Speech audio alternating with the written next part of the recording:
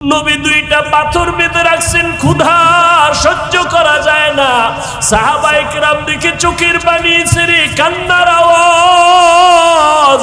আমার নবী যার কোনো গুনাহ নাই, দুইটা পাথর পেটে বেঁধে নবী এত কষ্ট করতেছেন, আর আমরা একটা পাথর বেঁধে কষ্ট করতেছি। সাহাবাদের কান্না, নবীরও কান্না চলতেছে। এক করুণ দৃশ্য সেখানে বিদ্যমান। পার্শ্বে একজন সাহাবী জাবের রাদিয়াল্লাহু তাআলা আনহুর বাড়ি। জাবের এখানে দাঁড়ানো, নবীর কান্না দেইখা সহ্য করতে পারে না, একটা দৌড় মারছে। ঘরের মধ্যে গিয়া গোপনে কয়, বিবি রহমতের নবীর কান্না সহ্য করা যায় না, সাহাবাদের কান্না, ক্ষুধা, বলো ঘরের মধ্যে কি কোনো খাবার আসেনি? বিবি বলে, মাত্র 2-3 জনের খানার মতো একটু আটা আছে, আর একটা বকরির বাচ্চা আছে, 2-3 জন খেতে পারবে। একটা দৌড় মারছে, নবীর দরবারে এসে দাঁড়ায় গেল। ও পয়গম্বর, কানে মুখ লাগায় খা। নবী আসতে বলতেছি, আমার ঘরে সামান্য আটা, একটা বকরির বাচ্চা, 2-3 জন খেতে পারবে। আপনি যদি গোপনে গোপনে আসেন, 2-3 জন সাহাবীদের নিয়া আমার বাড়ি দাওয়াত। জাবের রাদিয়াল্লাহু তাআলা আনহু এই কথাটা বলা মাত্র মায়ার নবী আওয়াজকে বড় করে বলে, সাহাবায়ে কেরামরা চলো, আমরা জাবেরের বাড়ি যাব দাওয়াত। জাবের পেরেশান হয়ে গেলেন, মাত্র 2-3 জনের খানা আছে। নবী শত শত সাহাবাদেরকে অর্ডার করলেন দাওয়াতে। মাথা গরম হয়ে গেল, আবার দৌড়। ঘরের মধ্যে গিয়া কয়, বিবি সর্বনাশ। বলে, কেন? কয়, 2-3 জনের খানা নবীকে গোপনে বললাম। আমার মায়ার নবী কথাটা গোপন রাখেন নাই, ওপেন করে দিলেন। সব সাহাবায়ে কেরামদের, হাজারো সাহাবা, এদের নিয়া মায়ার নবী রওনা হয়ে গেছে আমার ঘরে আসার জন্য। বিবি ডাক দিয়ে কয়, স্বামী পেরেশান হইও না। কথাটা কার জবানে বলেছে? বলে, রহমতুল লিল আলামিন। বলে, মায়ার নবী, রহমতের নবী যদি বলিয়া থাকেন, কোনো টেনশন নাই, আল্লাহ ইজ্জত হেফাজত করবে। এমন একজন বিবি ঘরের মধ্যে পাওয়া কপালের ব্যাপার, যে স্বামীর পেরেশানিটা ভাগ কইরা স্ত্রী নিয়া স্বামীকে সান্ত্বনা দিবে। স্বামী কোনো পেরেশান হইও না, কোনো টেনশন করবা না। আজকে কামাই করতে পারো নাই, আজকে কোনো রকম মরিচ দিয়া খানা খাইয়া আমরা ঘুমাবো। বাজার করতে পারো না, টাকা নাই, আমরা কোনো রকম খাইয়া জীবন কাটাবো। এমন বিবি হাজারে ঘরে একজন পাওয়া বড় কঠিন। এরে আল্লাহর গোলাম, ঈদের বাজার কোন স্ত্রী যদি স্বামীকে বলে, স্বামী যা পারো নিয়ে আসো, কোনো ধার করবা না, ভোগবিলাসের দরকার নাই, গরিবী হালাতে জীবন যাপন করব। আমার নবী বলেন, আমি গরিব হইয়া মরতে চাই, গরিবদের সাথে থাকতে চাই, কিয়ামতের দিন আমি গরিবদের নিয়ে জান্নাতে ঢুকতে চাই।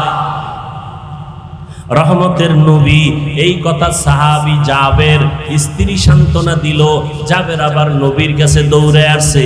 নবী দেখা, জাবের এত টেনশন কেন করো? বিবিরে গিয়া বল, রুটি বানাইয়া পাত্রের মধ্যে ঢেকে রাখতে বলবি, পাত্রের উপরের অংশটা যেন খোলে না। ওই বকরিটা জবাই করে গোশত পাক করিয়া ঢেকে রাখতে বলবা, ঢাকনা যেন উঠায় না। আমি নবী আইসা ঢাকনা উঠাইয়া তারপরে খানার আয়োজন করব। জাবের বাড়িতে গেল বিবি, নবী বলছেন রুটি বানাইয়া ঢেকে রাখো, গোশত পাকায় ঢেকে রাখো, পাত্র যেন খোলা না হয়। নবী হাজার সাহাবাদের নিয়ে ঢুকলেন জাবেরের ঘরে। খানার পেয়ালা, রুটির পেয়ালা নবীর সামনে দিল। মায়ার নবী ডান হাত দিয়া বিসমিল্লাহ বলে ঢাকনা উঠাইয়া রুটি হাতে নেয়, গোশত উঠাইয়া একজন একজন সাহাবাদেরকে দিতেছেন। সাহাবায়ে কেরামরা লাইনে দাঁড়ায় সবাই নিতেছেন। এবার বসে বসে সবাই রুটি আর গোশত রহমতের নবীর বরকতি হাতে আসছে, এমন ভাবে পেট ভরিয়া খাইছেন। সর্বশেষ আমার নবী কয়, জাবের এই পেয়ালার ভিতরে হালকা গোশত আর রুটি তোমার ঘরে যাও, ঘরে যারা আছে বিবি বাচ্চা এদের নিয়ে খাওয়াও। জাবের বলে আল্লাহর কসম, আমার মায়ার নবী আমার কাছে পেয়ালা যখন দিয়েছেন, আমি যখন ঘরের ভেতরে আসলাম, আমি দেখলাম আগে যেই পরিমাণ রুটি আর গোশত দিলাম, হাজারো সাহাবায়ে কেরাম খাওয়ার পর একটা রুটি আর গোশত মোটেও কমে না। সেই গোশত পরিপূর্ণ আছে। বরকত কার? এরে নবীর উম্মতের দল। আল্লাহ পাক রব্বুল আলামিন বলেন, ও বান্দা, এমন এক বরকতের নবীরে তোমাদের কাছে পাঠাইলাম, যেই নবীর আদর্শ যদি ধরিয়া রাখো কিয়ামত পর্যন্ত তোমাদের ইজ্জত নষ্ট হবে না। আজকে এত সম্মান আল্লাহ দান করেছেন, কোটি টাকার মালিক হইলে সম্মান পাওয়া কই? টাকাওয়ালারা পলায় গেছে গা, খবর নাই, বাড়ি চালান দিয়েও পাওয়া যায় না, ঠিক নেই? তো ওই টাকা দিয়ে লাভ কি? ওই বাড়ি দিয়ে লাভ কি? এর সেই টিনের ঘরওয়ালা, কথা ঠিক নেই? একদল খুশি আর একদল কি বেজার। আবার এরা যদি জুলুম করে, আবার এদের উপরে আর একদল জালেমে বইবে যে এবার তোরা বাগ আমরা খাবো, কথা ঠিক নেই? শান্তি নাই, মুহাম্মদের আদর্শ ছাড়া শান্তি হবে না। সল্লু কামা রাআইতুমুনি উসাল্লি, নামাজ আদায় করো। ও সাহাবায়ে কেরাম, আমাকে যেমনি নামাজ আদায় করতে দেখো, ভালো করে খেয়াল করেন। ও সাহাবায়ে কেরাম, সল্লু, নামাজ আদায় করো, কামা রাআইতুমুনি উসাল্লি, যেমনি ভাবে নামাজ আদায় করতে আমাকে দেখো। কিতাবে দেখো, হাদিসে দেখো, এমনি ভাবে নামাজ পড়ো বলেন নাই। নবী বললেন, নামাজ আদায় করো, আমাকে যেমনে নামাজ আদায় করতে দেখো।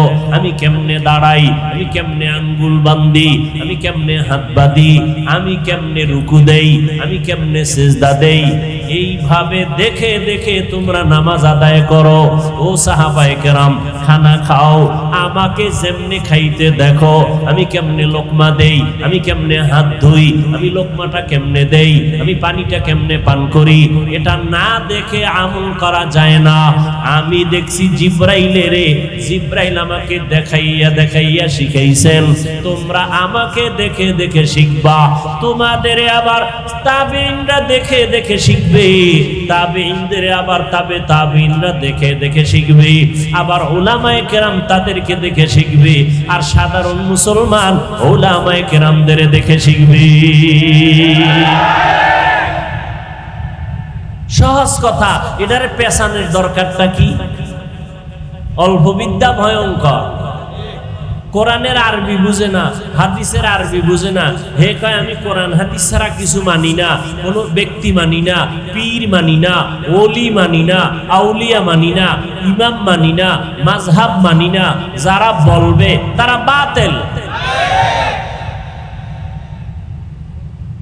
তারা কি বাতিল। সাহাবায়ে কেরামের কাছে কোরআন ছিল, সাহাবায়ে কেরামের কাছে কোরআন শরীফ ছিল, হাদিস শরীফ ছিল, এরপর নবী কয় আমাকে দেখো।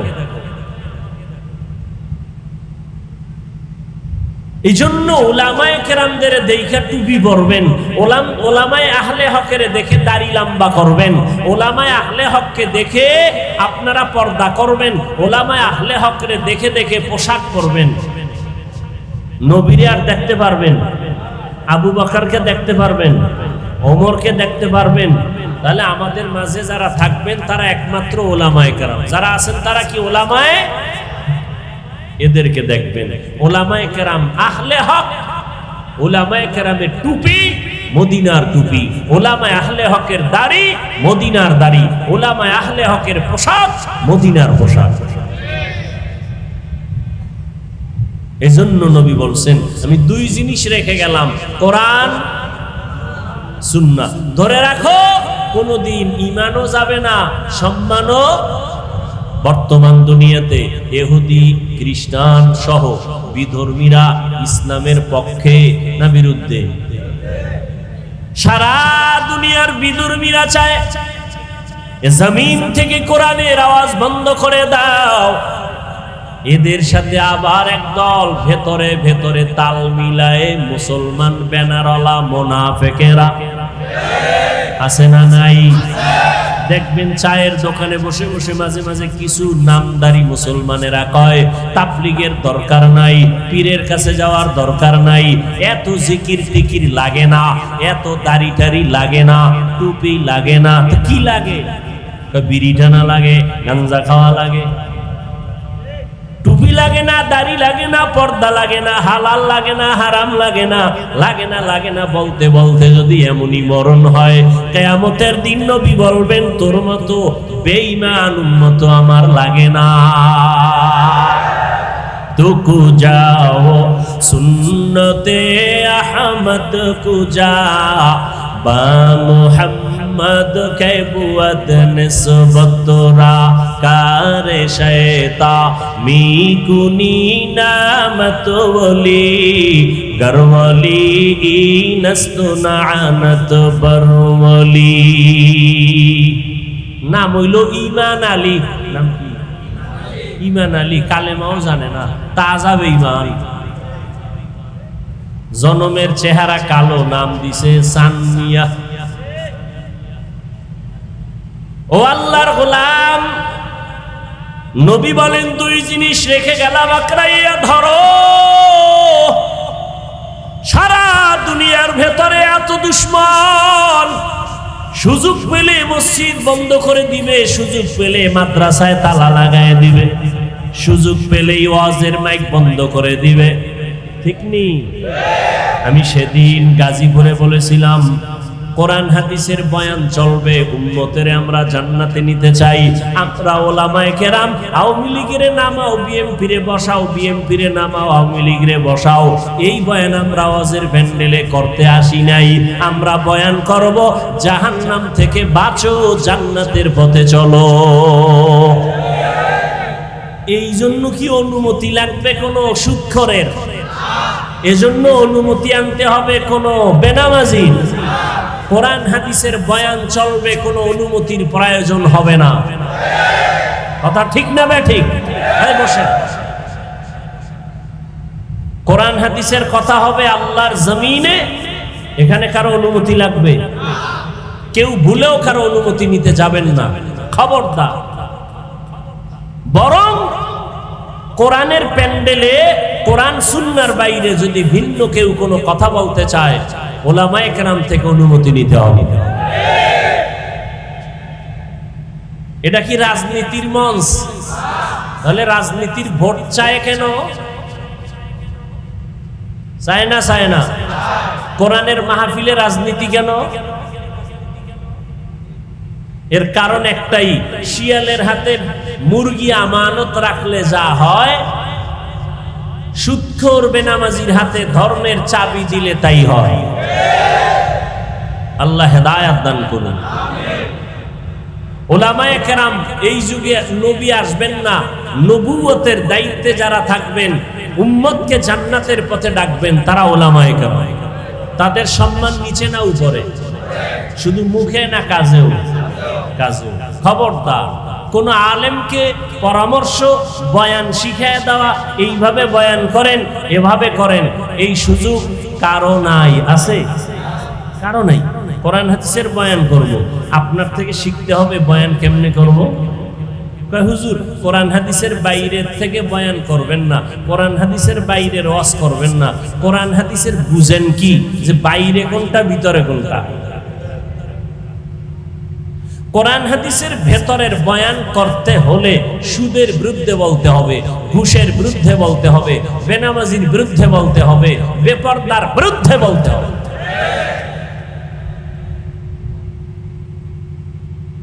লাকাদ কানা লাকুম ফি রাসূলিল্লাহি উসওয়াতুন হাসানাহ। পয়গম্বর বলেন, আল্লাহ বলেন, ও নবী জানায়া দেন দুনিয়ার মানুষের। আয়াতটা একটা ঘটনার প্রেক্ষিতে আল্লাহ অবতীর্ণ করেছেন। রহমতের নবী আমার এমন এক জমিনের মধ্যে আগমন করেছেন, যেই জমিনের মানুষগুলো চরিত্রহীন, নাপাক। এতটাই চরিত্রহীন, নাপাক, সারা দুনিয়াতে এর মতো চরিত্রহীন মানুষ আর কোথাও নাই। এই চরিত্রহীন নাপাক মানুষের মাঝে আল্লাহ তাআলা চাঁদের আলো পাঠায় দিলেন। ওমা আরসালনাকা ইল্লা রাহমাতাল লিল আলামিন। জগৎ সমূহের জন্য রহমত আমার নবী। মক্কা নগরীতে নবী আসছেন, এমন এক হালাত, মক্কার মানুষগুলো এত বড় নাপাক, আল্লাহর ঘর বাইতুল্লাহ এত দামি ঘর, যেই ঘরটার দিকে তাকাইলেই সওয়াব। আরো আস্তে করে বাইতুল্লাহ গেছেন কি কেউ? জান না কেউ? এই ময়দানে কেউ নাই, যাওয়ার আশাও নাই। আল্লাহ কবুল করেন। বাইতুল্লাহ গিয়া প্রথম নজর দিবেন, প্রথম নজর দেওয়া মাত্র যে দোয়া করবেন সাথে সাথে কবুল, সাথে সাথে কি কবুল। বাইতুল্লাহর দিকে প্রথম নজর দিয়া যে দোয়া করবে সেই দোয়া কবুল। ভাইরা আমার, ভালো করে খেয়াল করেন, এমন বাইতুল্লাহ, যেই বাইতুল্লাহর দিকে প্রথম নজর করিয়া দোয়া করলে সাথে সাথে কবুল হয়ে যাবে, এমন আল্লাহর ঘর, যেই ঘরটা আল্লাহ দুনিয়ার হেদায়েতের জন্য পাঠাইলেন। ইন্না আউওয়ালা বাইতি উযিআ লিন-নাসি লাল্লাযী বিবাক্কাতা মুবারাকাও ওয়া হুদাল লিল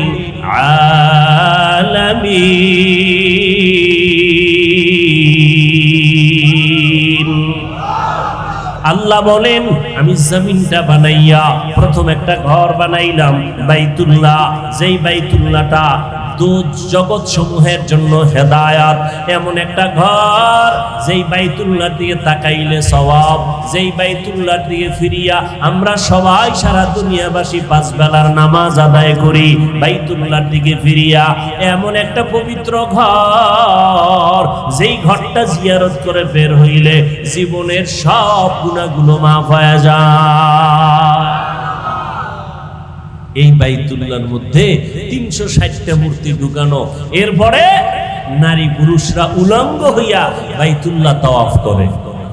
এতটাই খারাপ মক্কার মানুষ, সেখানে আসলেন চাঁদের আলো রাহমাতুল লিল ইমামুল আউয়ালিনাল আখিরিন বাহরে সাদকা রাহমাতাল লিল আলামিন সাইয়্যিদুল কাউনাইন খাতমুল মুরসালিন আখির আমদ বুদে ফখরুল আউয়ালিন রাহমাতুল লিল আলামিন। এমন এক সময় আছেন, যেই সময় মক্কার মানুষগুলো বড় খারাপ চরিত্র নিয়ে চলে। নারী আর পুরুষ উলঙ্গ হয়ে বাইতুল্লাহ তাওয়াফ করে। কন্যা সন্তান আসলেই বাবা গলা টিপে মেরে ফেলে। নারীদের পছন্দ করে না, বিধবাদের পছন্দ করে না, কন্যা সন্তান পছন্দ করে না। কন্যা হলে মা বাবা মনে করে অভিশাপ। এতটাই খারাপ তারা। বর্তমান দুনিয়াতে ওই জালেমদের মতো কিছু জালেম এখনো আছে, যারা ছেলে হলে খুশি হয়, মাইয়া হলে বউয়ের সাথে রাগ করে কথা বলে না। আছে না নাই? অথচ রহমতের নবী আমার, যে নবীর কোনো তুলনা নাই, যে নবীর কোনো গুনাহ নাই, ওই নবী বলেন, ও দুনিয়ার মানুষ, আমি মুহাম্মদ আল্লাহর এত প্রিয় বন্ধু, আমার কোনো ছেলে নাই, আমিও 4 কন্যার বাবা। কয় কন্যার বাবা? 4 কন্যা, কোনো ছেলে নাই। ও কন্যার বাবারা, একটা মাইয়া যদি পাও শুকর আদায় করিও, তুমি একটা জান্নাতের মালিক।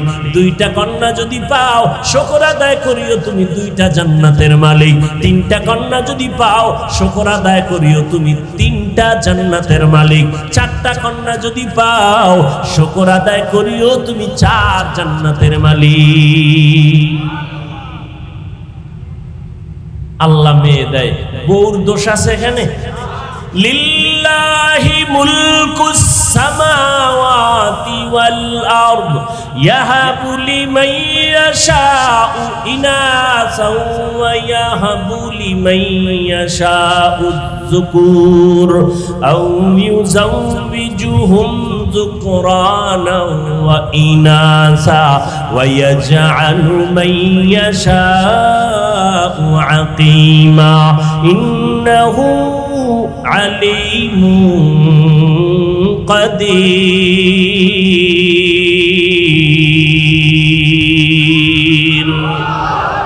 কাদের কুদরত দারি बर कमाल अंता रब्बी अंता हस्बी जुल जलाल तू ही कादिर जलीलुल्लाह जहादार बहर हाले तू ही मेरा निगाहदार নবী আসছেন এমন একটা নাপাক জায়গা, এমন একটা নাপাক পরিবেশ, মানুষগুলো নবী মানবে দূরের কথা, এরা কন্যা সন্তান পছন্দ করে না। রহমতের নবী আসলেন, যুদ্ধ শুরু হয়ে গেল, একের পর এক নবীর রাস্তায় বাধা, চলতে বাধা, খাইতে বাধা। আমার নবী যদি দোয়া করে উহুদের পাহাড় স্বর্ণ হয়ে যায়, খানা সামনে এসে হাজির হয়। কিন্তু কেমন আল্লাহর কুদরত, আমার নবী রহমতুল লিল আলামিন এমন ভাবে আমার আল্লাহ পাঠাইছেন, দুনিয়ার জমিনে ঈসা নবী আব্বা বলে ডাক দিতে পারেন নাই। 6 বছরে মাও হারায় ফেললেন। অসহায় এতিম নবী আমার, এত কষ্টের জীবন, শিয়াবে আবু তালিবের মধ্যে বংশের দুশ্মনেরা আমার নবীকে 3 বছর পর্যন্ত গৃহবন্দী করে রাখলো, খানা দেয় না, পানি দেয় না। আমার নবী গাছের পাতা ছিঁড়ে ছিঁড়ে চাবাইয়া চাবাইয়া খায় আর পেটের ক্ষুধা নিবারণ করে। এমনিতেই নবী আমার দিন দুনিয়া এই পর্যন্ত পৌঁছে না। সারা দুনিয়ার আম্বিয়ায়ে কেরাম নবী রাসূল যে কষ্ট করেছেন, সমস্ত সাহাবায়ে কেরাম যে কষ্ট করেছেন, আমার রাসূলের 1000 কোটি ভাগের 1 ভাগও হবে না। নবী আসিয়া বাবা পাইলেন না, 6 বছরে মা হারাইলেন। এরপরে 3 বছর নবীকে গৃহবন্দী করে রাখছে, পানি দেয় না, খানা দেয় না। নবী গাছের পাতা ছিঁড়ে ছিঁড়ে চাবায়া পেটের ক্ষুধা নিবারণ করে। আর আপনি আরামে ইসলাম পালন করবেন কষ্ট ছাড়া? এটা হতেই পারে না। দুনিয়াটা মুমিনের জন্য পরীক্ষার হল। রহমতের নবী আদর্শ নিয়ে আসলেন, উত্তম আদর্শ, রহমতের নবীর আদর্শ। আস্তে আস্তে মানুষ যখন ফলো করা শুরু করলো, দিলের মধ্যে মহব্বত বেড়ে গেল। নবী একটা মিথ্যা কথা বলেন না, নবী কাউকে একটা গালি দেন না। অনেক মানুষ নবীরে গালি দেয়, আমার নবী একটা গালির জবাবও দেন না। নবী আমার এমন আদর্শের নবী, 2টা চোখ গরম করে নবী কারো দিকে তাকান না। নবীর ব্যবহার এত সুন্দর, নবী সবার সাথে সুন্দর নরম ব্যবহার করেন। আর এই নরম ব্যবহারে মক্কার কাফের বেঈমান খারাপ মানুষগুলো পাগল হইয়া 7 বছর বয়স রাসূলের চাচাতো ভাই হযরত আলী আমার নবীর হাতে হাত লাগাইলেন কালেমা পড়ার জন্য। আমার নবী দুনিয়াতে আসছেন, মক্কার জমিনে বরকত শুরু হয়ে গেল। জমিনের মধ্যে 1000 বছর অগ্নি জ্বলতো, আগুন জ্বলতো, নবীর আগমনে ওই 1000 বছরের আগুন নিভিয়া গেল। আম্মা জান আমেনা বলেন, মুহাম্মদ আসার পরে আমি একটা নূরের আলো দেখতে পাইলাম। এমন আলো ওই সিরিয়ার রাজপ্রাসাদ পর্যন্ত বহু দূর আমি চোখের সামনে দেখতে পাইলাম। নবীর আদর্শ দিয়া মক্কা নগরীর মানুষগুলোকে, চরিত্রহীন মানুষকে এতটা দামি বানায় দিলেন। আল্লাহ জিব্রাইলকে পাঠায় বলে, লিস্টি দিয়া দিলাম, নবীকে দেখাও, এই লিস্টিতে যাদের নাম আছে এরা সবাই বিনা হিসাবে জান্নাতি। ওই নবীর ওয়াদা 2 জিনিস ধরে রাখ, ঈমানও যাবে না, সম্মানও যাবে না। 1500 বছর পরে আজকে এই মাঠের ভিতরে আল্লাহর কোরআনের সম্মান আছে না নাই? কোন এমপি মন্ত্রী টাকাওয়ালারা এত মানুষগুলো বসায় রাখতে চাইলে মাথা গরম হয়ে যাইতো, নিয়ন্ত্রণ হারা হয়ে যাইতো। বসার জন্য ভিআইপি ব্যবস্থা, নাস্তা, নাইলে কত ভিডিও হইতো। কিন্তু রসুলের আদর্শ মানার কারণে এতগুলো মানুষ, সব ঘরানার মানুষ এখানে ঠান্ডাভাবে বসে আছে। রসুলের আদর্শ সত্য, সম্মান আছে, এটাও সত্যতার প্রমাণ।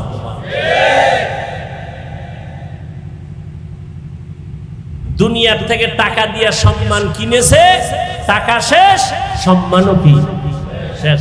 মেয়াদ নিয়ে সম্মান নিছে 5 বছর, 10 বছর, 20 বছর, সম্মান শেষ, টাকা শেষ, মেয়াদ শেষ। কিন্তু কোরআন আর সুন্নাত যারা ধরে রাখবে এদের সম্মানের কোনো মেয়াদ নাই। আছে কোনো মেয়াদ? ওলামায়ে কেরামের চেয়ারের কোনো মেয়াদ আসেনি? কোনো মেয়াদ নেই। সম্মান বেনামাজিও সম্মান করে, বিধর্মীরাও সম্মান করে রসুলের আদর্শের কারণে। বর্তমান দুনিয়াতে চতুর্মুখী ষড়যন্ত্রের মাঝেও রসুলের আদর্শ যারা মেনে চলে তাদের সম্মান এখনো আছে।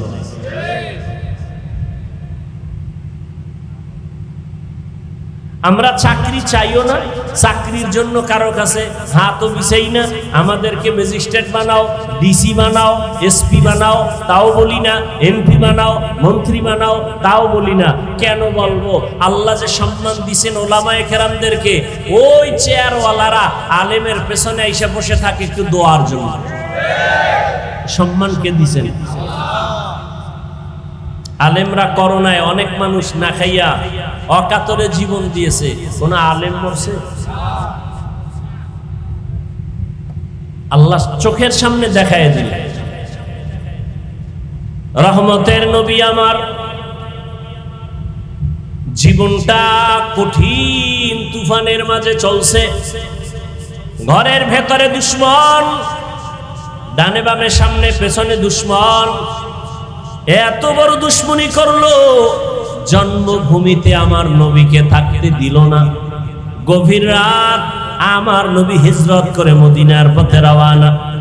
এরে নবীর আশিক মদিনায় যাইয়াও নবীরে শান্তিতে থাকতে দেয় না। ওই আবু জাহিল্লা লোক পাঠায় মুহাম্মদের সাথে যুদ্ধ করার জন্য। এভাবে বহু যুদ্ধ, একটা যুদ্ধ হলো খন্দকের যুদ্ধ। মদিনার পার্শ্বে 3 দিক থেকে পাহাড়, দুশমন আসতে পারে না। একদিক থেকে খোলা, নবী গর্ত খনন করলেন। সাহাবায়ে কেরামদের বললেন, গর্ত খনন যদি করি নিরাপত্তার জন্য, দুশমন আমাদের ডাইরেক্ট আইসা হামলা করতে পারবে না, চলো আমরা গর্ত খনন করি। নবীও কাজে লেগে গেলেন। পাথরওয়ালা জমিন, পাথর উঠাইয়া গর্ত পরীক্ষা খনন করবেন। ওদিকে প্রচন্ড গরম, সহ্য করা যায় না। এমন এক হালাত, সাহাবায়ে কেরামদের ভেতর থেকে কেউ দাঁড়ায় বলে, ইয়া রাসূলুল্লাহ আমার বাড়িতে যাওয়া লাগবে, পাহারা দেওয়ার কেউ নাই। আসলে কাজে কষ্ট, এ কথা নবীকে বলতে পারে না। মিথ্যা অজুহাত দিয়া নবীর থেকে রুখসত চায়, ছুটি চায়। তারা মুনাফিক। এদের জানায়া দেন। আল্লাহ আয়াত নিয়ে পাঠায় দিলেন, লাকাদ কানা লাকুম ফি রাসূলিল্লাহি উসওয়াতুন হাসানা। আল্লাহ পাক বললেন, ও নবী জানায়া দেন মুনাফিকদের জন্য আপনি রাসূলের মধ্যে আদর্শ ছিল, তারা গ্রহণ করে নাই। মুমিনদের বলে দেন আপনার মধ্যে তাদের জন্য আদর্শ আছে, থাকবে কিয়ামত পর্যন্ত। যারা গ্রহণ করবে তারা কামিয়াব হয়ে যাবে। আমার নবী নিজে কাজ করতেছেন পরীক্ষা খননের, সাহাবায়ে কেরাম কাজ করতেছেন। এক পর্যায়ে ক্ষুধা, খানা নাই, কষ্ট, পাথরওয়ালা জমিন, আবার রোদের প্রচন্ড তাপ। সাহাবাদের মধ্যে কেউ ক্ষুধার তৃষ্ণায় সইতে না পাইরা নবীর সামনে দাঁড়াইয়া জামাটা উঠাইয়া কয়, নবী দেখেন ক্ষুধার যন্ত্রণা সহ্য করতে পারি না, একটা পাথর পেটের সাথে চাপা দিয়ে বেঁধে রাখছি। ইয়া রাসূলুল্লাহ ক্ষুধার যন্ত্রণা সইতে পারি না। নবী কয়, তোমরা হয়তো ভাবতেছো আমি মনে হয় আরামে খাইছি আর কাজ করতেছি। নবী কয়, তাকায়া দেখো সাহাবায়ে কেরাম তোমরা ক্ষুধার তৃষ্ণায় একটা পাথর বাঁধছো। নবী জামাটা উঠায় কয়, দেখ। সাহাবায়ে কেরাম তাকায়া দেখে আমরা পাথর বাঁধলাম একটা। রহমতের নবী ক্ষুধার যন্ত্রণায় 2টা পাথর পেটের সাথে চাপা দিয়া বাঁধছে। নবী 2টা পাথর বেঁধে রাখছেন, ক্ষুধা সহ্য করা যায় না। সাহাবায়ে কেরাম দেখে চোখের পানি ছেড়ে কান্নার আওয়াজ। আমার নবী যার কোনো গুনাহ নাই, 2টা পাথর পেটে বেঁধে নবী এত কষ্ট করতেছেন, আর আমরা একটা পাথর বেঁধে কষ্ট করতেছি। সাহাবাদের কান্না, নবীরও কান্না চলতেছে। এক করুণ দৃশ্য সেখানে বিদ্যমান। পার্শ্বে একজন সাহাবী জাবের রাদিয়াল্লাহু তাআলা আনহুর বাড়ি। জাবের এখানে দাঁড়ানো, নবীর কান্না দেইখা সহ্য করতে পারে না, একটা দৌড় মারছে।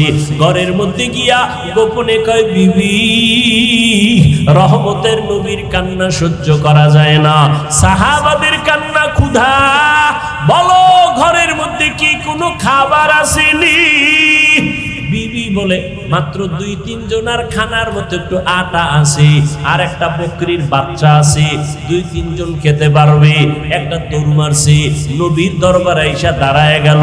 ও পয়গম্বর, কানে মুখ লাগায় একা নবী আসতে বলতেছি, আমার ঘরে সামান্য আটা, একটা বকরির বাচ্চা, 2-3 জন খেতে পারবে। আপনি যদি গোপনে গোপনে আসেন, 2-3 জন সাহাবীদের নিয়া আমার বাড়ি দাওয়াত। জাবের রাদিয়াল্লাহু তাআলা আনহু এই কথাটা বলা মাত্র মায়ার নবী আওয়াজকে বড় করে বলে, সাহাবায়ে কেরামরা চলো, আমরা জাবেরের বাড়ি যাব দাওয়াত। জাবের পেরেশান হয়ে গেলেন, মাত্র 2-3 জনের খানা আছে। নবী শত শত সাহাবাদেরকে অর্ডার করলেন দাওয়াতে, মাথা গরম হয়ে গেল। আবার দৌড়, ঘরের মধ্যে গিয়া কয়, বিবি সর্বনাশ। বলে কেন? কয় 2-3 জনের খানা, নবীকে গোপনে বললাম। আমার মায়ার নবী কথাটা গোপন রাখেন নাই, ওপেন করে দিলেন। সব সাহাবায়ে কেরামদের, হাজারো সাহাবা, এদের নিয়া মায়ার নবী রওনা হয়ে গেছে আমার ঘরে আসার জন্য। বিবি ডাক দিয়ে কয়, স্বামী পেরেশান হইও না। কথাটা কার জবানে বলেছে?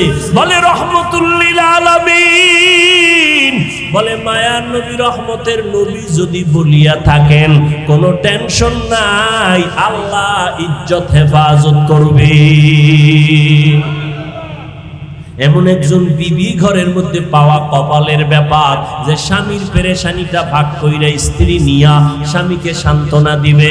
স্বামী কোনো পেরেশান হইও না, কোনো টেনশন করবা না। আজকে কামাই করতে পারো নাই, আজকে কোনো রকম মরিচ দিয়া খানা খাইয়া আমরা ঘুমাবো। বাজার করতে পারো না, টাকা নাই, আমরা কোনো রকম খাইয়া জীবন কাটাবো। এমন বিবি হাজারে ঘরে একজন পাওয়া বড় কঠিন। এরে আল্লাহর গোলাম, ঈদের বাজার কোন স্ত্রী যদি স্বামীকে বলে, স্বামী যা পারো নিয়ে আসো, কোনো ধার করবা না, ভোগ বিলাসের দরকার নাই, গরিবী হালাতে জীবন যাপন করব। আমার নবী বলেন, আমি গরিব হইয়া মরতে চাই, গরিবদের সাথে থাকতে চাই, কিয়ামতের দিন আমি গরিবদের নিয়ে জান্নাতে ঢুকতে চাই। রহমতের নবী এই কথা সাহাবী জাবের স্ত্রী সান্ত্বনা দিল। জাবের আবার নবীর কাছে দৌড়ে আসছে। নবী দেখা, জাবের এত টেনশন কেন করো? বিবিরে গিয়া বল, রুটি বানাইয়া পাত্রের মধ্যে ঢেকে রাখতে বলবি, পাত্রের উপরের অংশটা যেন খোলে না। ওই বকরিটা জবাই করে গোশত পাক করিয়া ঢেকে রাখতে বলবা, ঢাকনা যেন উঠায় না। আমি নবী আইসা ঢাকনা উঠাইয়া তারপরে খানার আয়োজন করব। জাবের বাড়িতে গেল বিবি, নবী বলছেন রুটি বানাইয়া ঢেকে রাখো, গোশত পাকায় ঢেকে রাখো, পাত্র যেন খোলা না হয়। নবী হাজার সাহাবাদের নিয়ে ঢুকলেন জাবেরের ঘরে। খানার পেয়ালা, রুটির পেয়ালা নবীর সামনে দিল। মায়ার নবী ডান হাত দিয়া বিসমিল্লাহ বলে ঢাকনা উঠাইয়া রুটি হাতে নেয়, গোশত উঠাইয়া একজন একজন সাহাবাদেরকে দিতেছেন। সাহাবায়ে কেরামরা লাইনে দাঁড়ায় সবাই নিতেছেন। এবার বসে বসে সবাই রুটি আর গোশত রহমতের নবীর বরকতি হাতে আসছে, এমন ভাবে পেট ভরিয়া খাইছেন। সর্বশেষ আমার নবী কয়, জাবের এই পেয়ালার ভিতরে হালকা গোশত আর রুটি তোমার ঘরে যাও, ঘরে যারা আছে বিবি বাচ্চা এদের নিয়ে খাওয়াও। জাবের বলে আল্লাহর কসম, আমার মায়ার নবী আমার কাছে পেয়ালা যখন দিয়েছেন, আমি যখন ঘরের ভেতরে আসলাম, আমি দেখলাম আগে যেই পরিমাণ রুটি আর গোশত দিলাম, হাজারো সাহাবায়ে কেরাম খাওয়ার পর একটা রুটি আর গোশত মোটেও কমে না। সেই গোশত পরিপূর্ণ আছে, বরকত কার? এরে নবীর উম্মতের দল, আল্লাহ পাক রব্বুল আলামিন বলেন, ও বান্দা, এমন এক বরকতের নবীরে তোমাদের কাছে পাঠাইলাম, যেই নবীর আদর্শ যদি ধরিয়ে রাখো কিয়ামত পর্যন্ত তোমাদের ইজ্জত নষ্ট হবে না। আজকে এত সম্মান আল্লাহ দান করেছেন, কোটি টাকার মালিক হইলে সম্মান পাওয়া কই? টাকাওয়ালারা পলায়ে গেছে, খবর নাই, বাড়ি চালান দিয়েও পাওয়া যায় না, ঠিক নেই? তো ওই টাকা দিয়ে লাভ কি? ওই বাড়ি দিয়ে লাভ কি? এর সেই টিনের ঘরওয়ালা, কথা ঠিক নেই? একদল খুশি আর একদল কি বেজার। আবার এরা যদি জুলুম করে, আবার এদের উপরে আর একদল জালেমে বইবে যে এবার তোরা বাঘ আমরা খাবো, কথা ঠিক নেই? শান্তি নাই, মুহাম্মদের আদর্শ ছাড়া শান্তি হবে না। কোন আদর্শে শান্তি হবে না, আল্লাহর কসম। দুনিয়ার সব আদর্শ নাপাক, একমাত্র মদিনার আদর্শই হলো পাক। নবীজির আদর্শে শান্তি আর শান্তি, ওলামায়ে কেরাম শান্তি, স্কুলে পড়ে, কলেজে পড়ে, চাকরি করে, ব্যবসা করে, ডাক্তার, প্রফেসর, ইঞ্জিনিয়ার, নবীর আদর্শ মেনে চলে, সম্মান, শান্তি, কোনো টেনশন নেই। আছে? কোনো টেনশন নেই। ও যুবক, ও বৃদ্ধ বাবাজি, পর্দার আড়ালের মা বোনেরা, ওই নবীর আদর্শের মালা গলায় লাগাইও। টাকার মধ্যে শান্তি না, খানার মধ্যে শান্তি না, শান্তি দেওয়ার মালিক আমার আল্লাহ। না খাওয়ার মধ্যেও একটা শান্তি আছে, ঘুমানোর মধ্যে শান্তি, টিনের ঘর, খেরের ঘরের মধ্যেও শান্তি, বিল্ডিং এ শান্তি নাই। টাকার ভেতরে শান্তি নাই, যত টাকা বাড়ে তত অশান্তি বাড়ে, টাকা যত বাড়ে তত দুশ্মন বাড়ে, ডাকাত বাড়ে, মামলা আর হামলার ভয়। টাকা যত বাড়বে কিয়ামতের দিন জান্নাতে সবার শেষে যেতে হবে, কারণ টাকা কেমনে কামাইছো আর কেমনে খরচ করছো হিসাব না দিয়া জান্নাতে যেতে পারবা না। এই জন্য নবীজি বলেন, ও গরিব, ধনী লোকের 500 বছর আগে জান্নাতে যাইবা। ও আল্লাহর বান্দারা, ও যুবক, আমি কিন্তু এই কথা বলি না সবাই আমার মতো হুজুর হইয়া যাও, স্কুল কলেজ বাদ দিয়া দাও, কওমি মাদ্রাসায় আসো, তাবলীগে যাও, না হয় জাহান্নামে যাইবা।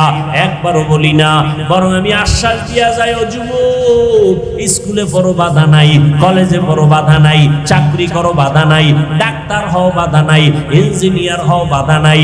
আমার দেশে তুমি ইঞ্জিনিয়ার হবা, মুসলমানের গৌরব, মুসলমানের ছেলে ডাক্তার হও, মুসলমানের জন্য গৌরব, মুসলমানের সন্তান ইঞ্জিনিয়ার হও, মুসলমানের জন্য গৌরব। ও আল্লাহর বান্দা, তবে চরিত্রটা ঠিক রাইখা চলো, নিজে বিনয়ী হইয়া নবীর মোহাব্বতে 5 বেলার নামাজ পড়ো, মা বাবার দোয়া নিয়ে চলো, আলেমদের পরামর্শ নিয়ে চলো। এইভাবে যদি চলতে পারো, ডাক্তার হইয়াও তোমার জীবন সফল। আর যদি নবীর আদর্শ না মানো, ডাক্তার হইয়াও কপালে জুতার বাড়ি। এত সুন্দর ডাক্তার, MBBS ডাক্তার, এরপরে নাম কত সুন্দর, কিন্তু দেশেও থাকতে পারে নাই নবীর বিরুদ্ধে, ইসলামের বিরুদ্ধে যাওয়ার কারণে। বাংলাদেশের মানুষ আর কোনদিন বুঝবি? নিমক হারামের গোষ্ঠী বারবার দেখতেছো ইসলামের বিরুদ্ধে, কোরআনের বিরুদ্ধে, মাদ্রাসার বিরুদ্ধে, আলেমদের বিরুদ্ধে কথা বলে কেউ চেয়ারে বসে থাকতে পারে নাই। এরপরও যারা এই আলেমদের বিরুদ্ধে ষড়যন্ত্র করে, এদের মতো বোকা, এদের মতো নির্বোধ জাহেল আর এই জমিনে কেউ হতে পারে না।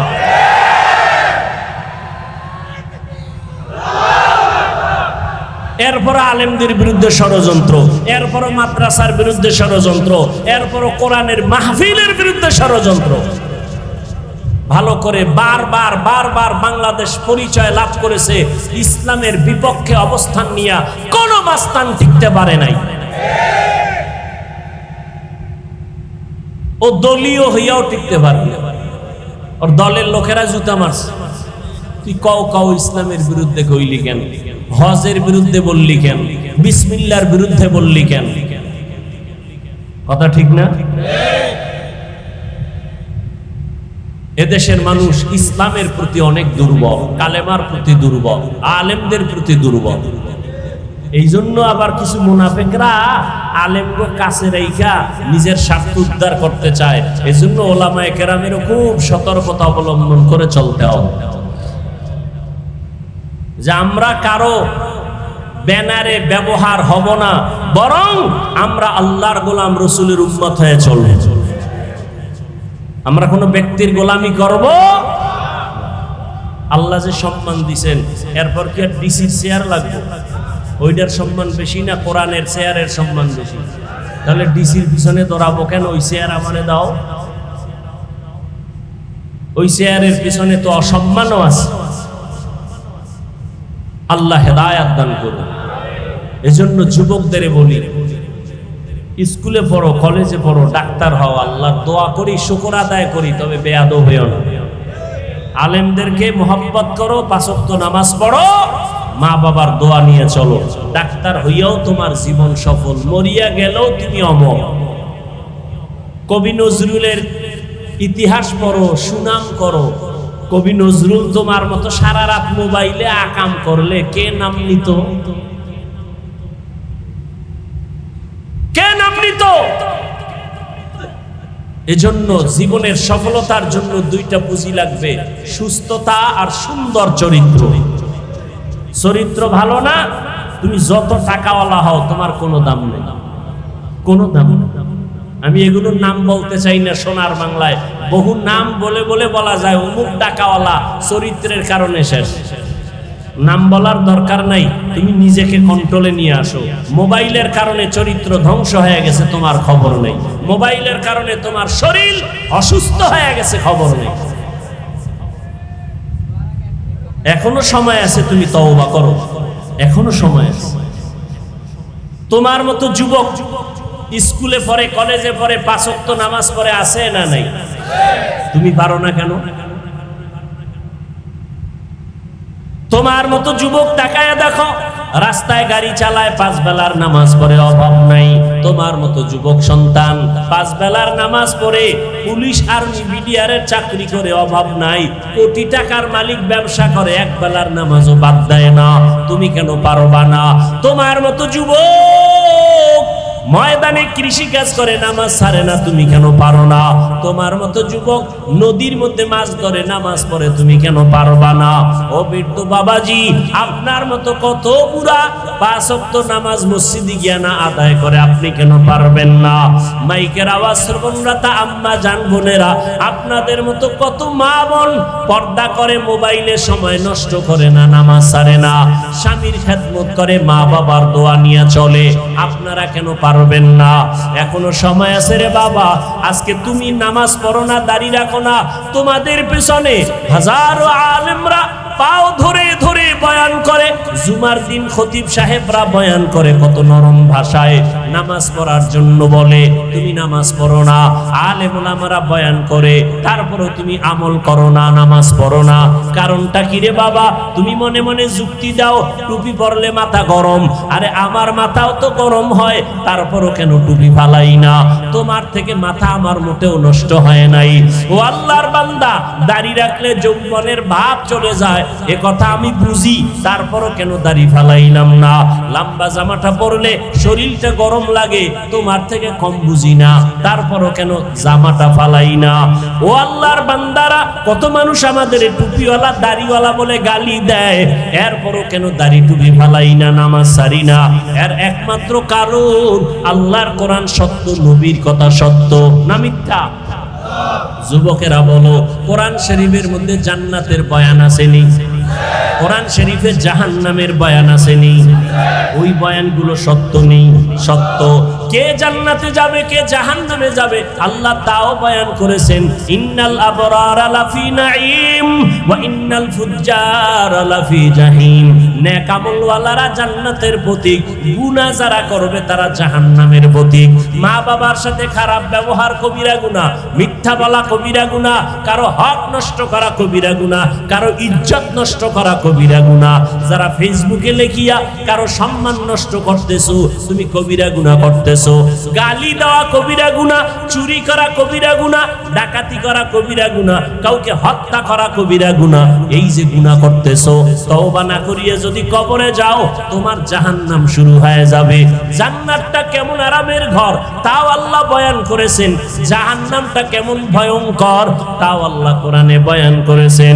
এগুলো যখন পড়িয়া আলেমের রাস্তায় চলে আসলাম, চিন্তা করে দেখলাম এই রাস্তায় চলতে গিয়া নবীরা কত কষ্ট করেছেন, তারপরও নামাজ ছাড়ে নাই, দাড়ি কাটে নাই। আম্বিয়ায়ে কেরাম সাহাবায়ে কেরাম কষ্ট করেছেন, কত মানুষ অত্যাচার করেছে, নামাজ ছাড়েন নাই, দাড়ি কাটেন নাই। আলেমরা কষ্ট করেছেন, তারপরও নামাজ ছাড়ে নাই, দাড়ি কাটে নাই, বেপরদায় চলে নাই। অতএব চিন্তা ভাবনা করে দেখলাম দুনিয়ার সম্মান কিছুই না রে বাবা। চোখের সামনে কত যুবকের লাশ, আমার বয়সের কত ক্লাসের ছাত্র ভাইরা আজকে দুনিয়ায় নাই, কবরে চলে গেছে। আমার থেকে অল্প বয়সের কত সন্তান চলে গেল, আমার থেকে বেশি বয়সের কত মানুষ চলে গেল। ও আল্লাহর বান্দা, একদিন আমাকেও যেতে হবে, তোমাকেও যেতে হবে। ওই অন্ধকার কবরে যেদিন যাব, আমার গায়ের জামাটা বেলেট দিয়া কেটে রেখে দিবে, তিনটা সাদা কাফনের প্যাকেট বানাইয়া। আল্লাহর কোরআন সত্য, নবীর কথা সত্য রে বাবা। আমার নবী যার কোনো গুনাহ নাই, ওই নবী পর্যন্ত জাহান্নামের আযাবের ভয়ে কান্না করেন। আম্মা জান আয়েশা রাদিয়াল্লাহু আনহা বলতেছেন, ও নবী আপনি কেন কাঁদেন? নবী বলেন, কিয়ামতের ময়দানে আমার উম্মতের কি হালাত হবে এই ভয়ে কান্না করি। বলে কেমন হালাত হবে? বলে কিয়ামতের ময়দানে সূর্যের গরম, জাহান্নামের আগুনের গরম, নবীরা পর্যন্ত বেকারার হয়ে কান্নায় বিভোর হয়ে যাবেন। ঈসা নবী কান্না করবেন, হাসরের মাঠে মুসা নবী কান্না করবেন নিজেকে বাঁচাবার জন্য, ইব্রাহিম নবী কান্না করবেন, উম্মতেরা সুপারিশের জন্য যাবে। সব নবীরা কান্না করে উম্মতের তাড়ায় দিবে, মুসা নবীও তাড়ায় দিবে, ঈসা নবী তাড়ায় দিবে। আম্মা জানকে নবী বলেন, সর্বশেষ আমার উম্মতগুলো আমি মুহাম্মদের হাসরের ময়দানে তালাশ করবে। আম্মা জান বলেন, ইয়া রাসূলুল্লাহ আপনাকে উম্মতেরা কোথায় পাবে? রহমতের নবী বলেন, আয়েশা তখন আমি আল্লাহর কুদরতের সামনে মাকামে মাহমুদে সিজদায় পড়ে কান্না করব। সমস্ত নবীরা নিজেদের জন্য কান্না করবেন, আমি নিজের জন্য কাঁদবো না। আমি কান্না করে বারবার আল্লাহকে বলবো, হে আল্লাহ আমার উম্মতের বাঁচাও, আমার উম্মতের বাঁচাও, আমার উম্মত যেন জাহান্নামে না যায়, আমার উম্মতের বাঁচাও। আল্লাহ পাক অর্ডার করবে, নবী আপনি কাঁদবেন না, উম্মতের দরিয়া দরিয়া জান্নাতের পথে নিয়ে যান। আম্মা জান আয়েশা বলেন, তখন কি করবেন? নবী বলেন, আমি আল্লাহর অর্ডার পাইয়া উম্মতগুলো ধরে ধরে জান্নাতের দিকে নিয়ে যাব। আম্মা জান বলেন, ইয়া রাসূলুল্লাহ কোটি কোটি মানুষের মধ্যে আপনি চিনবেন কি করে? নবী বলেন, ও আয়েশা আমার যারা মুহাব্বতের উম্মত দুনিয়াতে ওযু বানাইয়া 5 বেলার নামাজ পড়ছে, তাদের ওযুর জায়গাগুলো কিয়ামতের ময়দানে নূরের আলোতে ঝলমল করতে থাকবে। আমি নবী দেখিয়া জান্নাতের ময়দানে নিয়ে যাব। ও নবীর আশিকের দল, ওই কিয়ামতে যদি বেনামাজি হইয়া দাঁড়াও, বেপরদাওয়ালা হইয়া দাঁড়াও, নবী বলবেন তুমি আমার উম্মত না। আল্লাহ গায়বী আওয়াজ দিয়া বলবেন, গুনাহগার বেনামাজি ওয়ালাদের জাহান্নামের শিকল লাগাইয়া বাঁধো, জাহান্নামের আগুনের মধ্যে নিক্ষেপ করে দাও। ও আল্লাহর বান্দারা, হেদায়েতের মালিক আমার আল্লাহ, আমার নবীজির বয়ানে আবু জাহাল কালেমা পড়ে নাই, কপাল বড় খারাপ। আর ওমরের মতো বান্দা তরবারি নিয়ে নবীকে গলা কাটতে আসিয়া কালেমা পড়ে ফেললো। এই দুনিয়াতেও একদল মানুষ হাজারো বয়ান শুনিয়া কালেমা পড়বে না, বাইরে গিয়া সমালোচনা করবে, বিরোধিতা করবে। আর একদল আল্লাহর গোলাম গুনার কথা স্মরণ করে তওবা করবে, আর মনে বলে বলবে, হে মালিক, জীবনে কত নামাজ ছাড়লাম, বেপরদায় চললাম, গুনাহ করলাম, আজকে থেকে নামাজ ছাড়বো না, বেপরদায় চলবো না, দাড়ি কাটবো না, মা বাবারে কষ্ট দিব না, উলামায়ে কেরামের পরামর্শ নিয়া নবীর তরিকা মানিয়া চলবো। ও যুবক বাবারা, ও বৃদ্ধ বাবাজিরা, ও পর্দার আড়ালের মা বোনেরা, তওবা করার মতো যদি নিয়ত হয়, মনে মনে আল্লাহকে বলো, আল্লাহ আর নামাজ ছাড়বো না, গুনাহ করবো না, নবীর তরিকা মানিয়া, উলামায়ে কেরামের পরামর্শ নিয়া, আর মা বাবার দোয়া নিয়া 5 বেলার নামাজ পড়বো। তওবা করার মতো যদি নিয়ত হয়, খাঁটি তওবার নিয়তে দুটো হাত আমার আল্লাহকে দেখায় দাও। আয় আল্লাহ, হাতগুলো কবুল করে নেন, তওবা কবুল করে নেন, তওবার উপরে মজবুত হইয়া চলার মতো তৌফিক দান করেন, আমিন। আলহামদুলিল্লাহি রাব্বিল আলামিন, ওয়াসসালাতু ওয়াসসালামু আলা সাইয়্যিদিল আমবিয়া ওয়াল মুরসালিন ওয়া আলা আলিহি ওয়া আসহাবিহি আজমাইন। ইয়া আরহামার রাহিমিন, ইয়া আরহামার রাহিমিন, ইয়া আরহামার রাহিমিন। রব্বিরহামহুমা কামা রব্বায়ানি সগীরা। আল্লাহুম্মা ইন্নাকা আফুউন কারীম তুহিব্বুল আফওয়া ফা'ফু আন্না। আল্লাহুম্মা ইন্না নাসআলুকা রিযাকা ওয়াল জান্নাহ ওয়া নাউযু বিকা মিন সাখাতিকা ওয়ান নার। আল্লাহুম্মা ইন্না নাউযু বিকা মিনাল বারাসি ওয়াল জুনুনি ওয়াল জুযামি ওয়া সাইয়্যিল আসকাম। ও দয়ার মালিক, গুনাহের বোঝা নিয়ে আপনার দরওয়াজায় হাজির। কত উলামায়ে কেরাম, কত মুরব্বী হাজী সাহেব, কত মা বোনেরা, কত যুবক ভাইরা, কত ছাত্র ভাই, কত পর্দার আড়ালের মা বোনেরা হাত তুলেছেন, কত ব্যবসায়ী চাকরিজীবীরা হাত তুলেছেন। আয় আল্লাহ, আমরা সবাই গুনাহগার, জাহান্নামের আসামি। তওবার নিয়তে হাত তুললাম, আর জীবনে নামাজ ছাড়বো না, বেপরদায় চলবো না, দাড়ি কাটবো না, মা বাবার দোয়া নিয়া, উলামায়ে কেরামের পরামর্শ নিয়া নবীর তরিকা মেনে চলবো। ও আল্লাহ, আমাদের জীবনের সমস্ত গুনাহগুলো দয়া করে মাফ করিয়া দেন। আয় আল্লাহ, মাহফিল কবুল করে নেন, আয়োজনকারী সহযোগিতাকারীদের কবুল করে নেন, মাদ্রাসা কবুল করে নেন, আসাতাজায়ে কেরাম তালিবুল ইলমদের কবুল করে নেন, এলাকায় শান্তি দান করেন আল্লাহ, মা বোনদের পর্দানিশি আবেদা বানায় দেন। আয় আল্লাহ, যারা ব্যবসা করে, চাকরি করে, কামাই রুজিতে হালাল ভাবে বরকত বাড়ায় দেন, অভাবীদের অভাব দূর করে দেন, ঋণ আদায়ের ব্যবস্থা করে দেন আল্লাহ। সারা দুনিয়াবাসীকে মাফ করে দেন, বাংলাদেশ শান্তির দেশ বানায় দেন আল্লাহ। পরস্পরে হিংসা দূর করে মোহাব্বত বাড়ায় দেন, রিয়া হাসাদকে দূর করে ইখলাস দান করেন। আয় আল্লাহ, দিলের নেক আশা পূরণ করে দেন। আয় আল্লাহ, ইলম হিকমত